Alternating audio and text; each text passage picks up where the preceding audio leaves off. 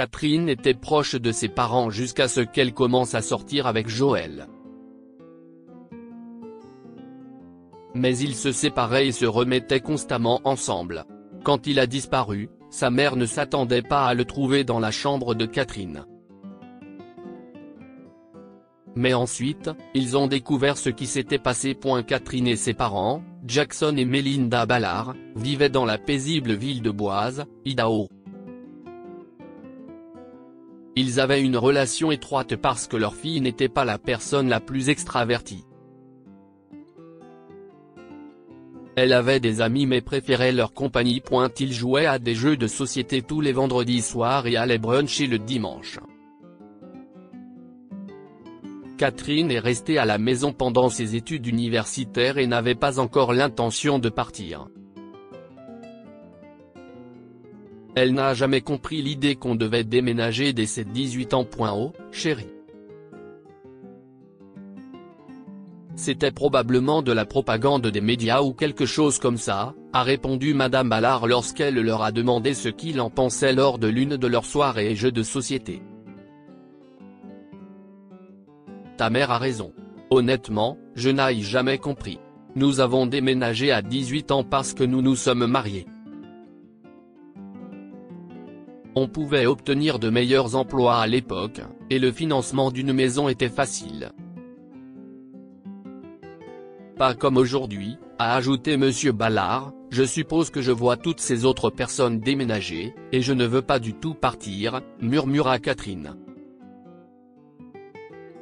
Tu partiras quand tu seras prête. Mais nous t'accueillerons toujours dans cette maison, a répondu sa mère. Ils ont continué à jouer au Scrabble puis ont regardé quelque chose sur Netflix. Mais des mois plus tard, Catherine a rencontré Joël en ligne. Ils avaient beaucoup en commun et ont commencé à sortir ensemble. Catherine a commencé à manquer de temps en famille et Madame Ballard a commencé à s'inquiéter. Ne t'inquiète pas, Melinda. Elle est dans la vingtaine. Si est-il le moment idéal pour commencer à avoir une relation amoureuse? Si est-il une adulte et tu ne t'attends pas à ce qu'elle soit ici pour toujours, a déclaré M. Ballard à sa femme après avoir fait part de ses inquiétudes. Je sais ça. Si est-il juste tellement bizarre de ne pas la voir ici. Mais si est-il aussi son premier petit ami. J'ai peur qu'elle soit déçue si elle lui consacre sa vie, ajoute Madame Ballard, inquiète. Catherine va trouver une solution. Elle est si intelligente. Je doute qu'il y ait des problèmes, termina M. Ballard, et ils continuèrent leur nuit paisible. Cependant, les problèmes se préparaient, et ils allaient bientôt commencer à s'inquiéter davantage. Catherine et Joël ont rompu et se sont remis ensemble presque chaque semaine. Catherine rentrait souvent à la maison en larmes après avoir rompu, puis revoit Joël peu de temps plus tard. Madame Ballard craignait que Joël abuse émotionnellement de leur fille. Maman. Ce n'est pas du tout comme ça. Nous sommes juste passionnés et nous travaillons ensemble sur nos problèmes, s'est exclamé Catherine lorsque Madame Ballard lui a demandé ce qui se passait. Par conséquent, les Ballard ont décidé de lui donner de l'espace. Tout semblait aller bien au cours des semaines suivantes jusqu'à ce que Madame Ballard voie le nom et la photo de Joël aux nouvelles du soir. Ses parents avaient signalé sa disparition. Catherine, que se passe-t-il? Comment ton petit ami a-t-il disparu? Demanda-t-elle à sa fille. Je ne sais pas, maman. Nous avons rompu il y a un mois, et je ne l'ai plus vu. Tu es sûr que si est-il lui? A demandé nonchalamment Catherine. Je ne l'ai peut-être pas rencontré officiellement, mais je sais à quoi il ressemble et son nom complet. C'était lui aux infos. Mais chérie, tu n'es pas inquiète pas pour lui? S'enquit Madame Ballard. Je ne suis pas inquiet. Il n'était pas en bon terme avec ses parents. Il a probablement quitté l'État et coupé les ponts avec eux, a répondu Catherine.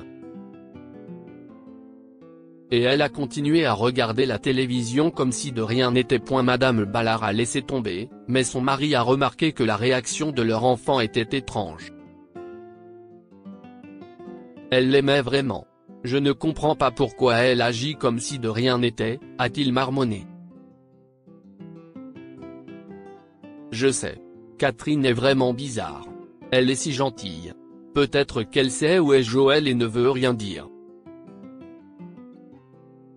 Quoi qu'il en soit, nous devrions rester en dehors de cela, a conclu Madame Ballard, et ils se sont endormis cette nuit-là.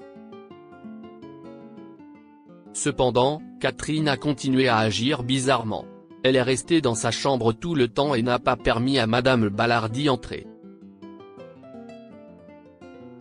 Maman, je peux nettoyer ma chambre. S'il te plaît, j'ai besoin de mon intimité, a-t-elle pleurniché lorsque sa mère a essayé de récupérer le linge. Une fois de plus, Madame Ballard a laissé tomber, mais le comportement de sa fille était trop suspect. Elle refusait de jouer à des jeux de société ou d'aller bruncher avec eux, même si elle était tout le temps à la maison. Notre fille a tellement changé au cours des derniers mois. Je ne sais plus quoi penser, a encore une fois exprimé Madame Ballard à M. Ballard une nuit et il a essayé de réconforter sa femme, en vain. Cette nuit-là, Madame Ballard n'a pas pu dormir alors elle s'est levée et a quitté sa chambre pour aller à la cuisine. Elle a vu que quelqu'un avait verrouillé la porte de la salle de bain du couloir, et la lumière était allumée. Mais ensuite, elle a entendu un bruit provenant de la chambre de Catherine. Oh mon Dieu! Il y a quelqu'un là-dedans, paniqua-t-elle. Jackson! Réveille-toi! Réveille-toi! Il y a quelqu'un dans la chambre de Catherine! A crié Madame Ballard après son mari. Il sortit, frottant le sommeil de ses yeux, alors que Catherine sortait de la salle de bain en courant. « Maman.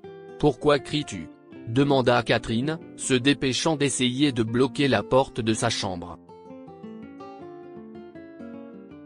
« J'ai entendu du bruit dans ta chambre. Ouvre cette porte tout de suite. » Madame Ballard a crié après sa fille en frappant à la porte de la chambre.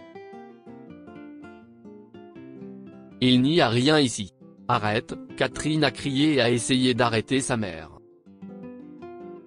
« Sortez tout de suite, ou je vais chercher mon fusil de chasse. » Monsieur Ballard s'interpose bruyamment et quand la porte s'ouvre enfin. Ils se sont précipités à l'intérieur, et les yeux de Madame Ballard se sont élargis sous le choc. « Joël. Que fais-tu ici ?» s'exclama-t-elle. Madame Ballard, Monsieur Ballard, je peux vous expliquer, a déclaré Joël en se frottant l'arrière de la tête d'un air penaud. Joël a expliqué que ses parents étaient violents, mais il est resté avec eux pour protéger sa petite sœur. Il y a un mois, sa petite sœur est finalement partie pour un collège lointain. Joël voulait partir aussi, mais il voulait être avec Catherine. Puis ses parents lui ont volé toutes ses économies et il n'avait nulle part où aller. Si est alors que Catherine m'a proposé une place ici. Mais nous ne savions pas si vous accepteriez. C'était censé être temporaire jusqu'à ce que je trouve quelque chose. J'ai presque assez d'économies pour mon appartement, a révélé Joël. Madame Ballard a poussé un soupir de soulagement. « Oh Jésus. Merci. J'avoue que je n'aurais jamais imaginé trouver Joël ici, mais je suppose que si est mieux qu'un voleur, a-t-elle déclaré, soulagée. » Monsieur Ballard a ri aussi. « Je suis tellement désolé d'avoir dû mentir. Vous n'étiez pas content pour nous, et tout s'est passé si vite. Nous pensions également que vous l'auriez rejeté, a ajouté Catherine en s'excusant. Ne t'inquiète pas, chérie.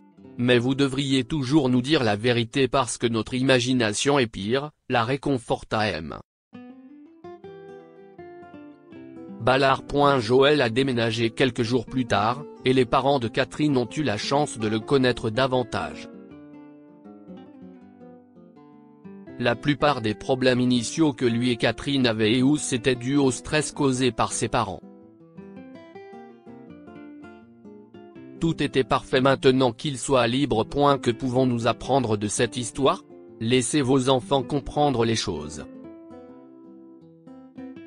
Les bons parents s'inquiéteront pour leurs enfants, quel que soit leur âge, mais vous devez les laisser faire des erreurs et comprendre les choses. Ne mentez pas sur les choses importantes. Catherine aurait dû être honnête avec ses parents à propos de ce qui est arrivé à Joël, mais heureusement, tout s'est bien passé. Partagez cette histoire avec vos amis.